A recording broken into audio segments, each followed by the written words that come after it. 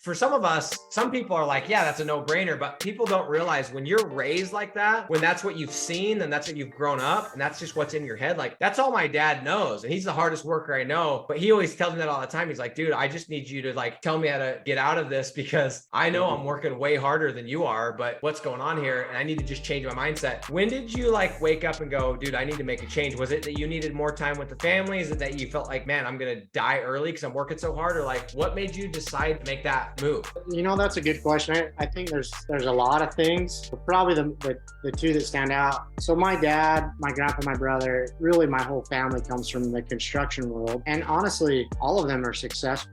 All of them make over 6 figures, do really well, but none of them are happy. Define what do you mean by happy? Like they're not happy with what they're doing. Like it's like, oh, I got to get to work again. I mean, they get 2 weeks a year off. So we'll get a little personal here, but like it started to click in the last year. So I have a sister-in-law that got diagnosed with basically terminal cancer, my brother's wife.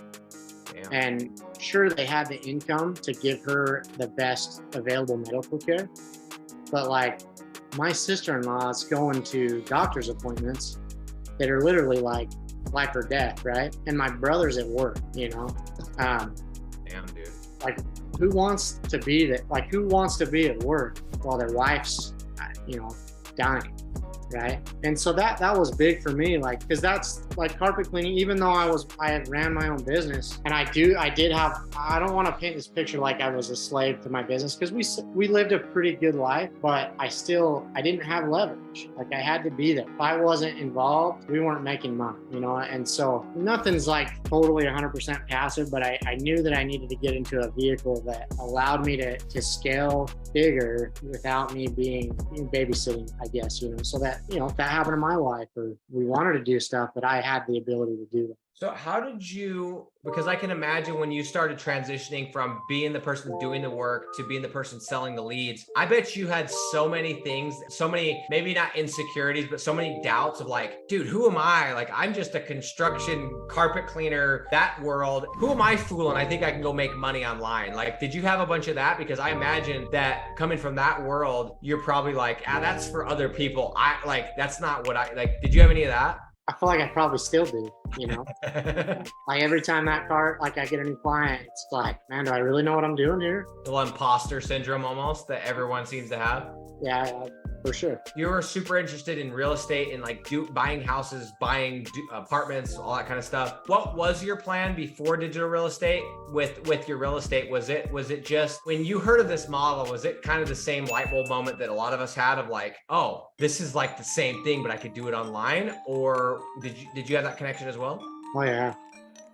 Like I love real estate still. I think I will still do it. I'll still buy rental properties, but yeah, man, there's just so much less capital that has to go into it to get a similar return. You know, I've got rental properties that cash flow over $1,000, but I also have websites that cash flow $2,000, and the capital investments fractions.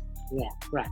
The returns on these properties, and by the way, let's set the record straight, because I'm not sitting here going digital real estate is better than physical real estate, because let's call it what it is. There are things that physical real estate have that digital will never have, like depreciation, which is something that if you don't know what I'm talking about, once you start getting to certain income levels, it is going to change everything. So I'm never not going to be buying real estate. I'm sitting in a piece of real estate that I bought. So I'm not trying to like say this is better. It's just different, but it's also the same. But if you look at like returns, cash on cash returns, dude, every time I get a deal, I'm like looking at the money I had to put into the deal versus how much I'm getting out of it. That's why I laugh when people are like, dude, I spent like $1,500 in ads. You're like, do you know what a down payment on a freaking property? Like this isn't a huge property. It's like 450K. Down payment was 90 grand, 20%. And my return on this, by the way, with the interest rate and stuff, barely making any money on this. With a really high amount of rent, I'll barely make $200 a month cash. So go do the math on $200 times 12 months, $2,400, divide that by my $90,000 investment. That's a pretty shitty cash on cash return. Look at a website where you spend $1,500 to get the deal. Even if you spent $2,000 to get a client, within 2 months, you're making that money back. And you're gonna, in the first year, your cash on cash return is gonna be so stupid, it's not even comparable. So it's just fascinating. But every time I get a deal, I still go, go, dude, is this real? Like, is this actually real money? Those first couple deals, you're like, this can't be that simple. And I'm not going to say it's easy, but it's very, very simple.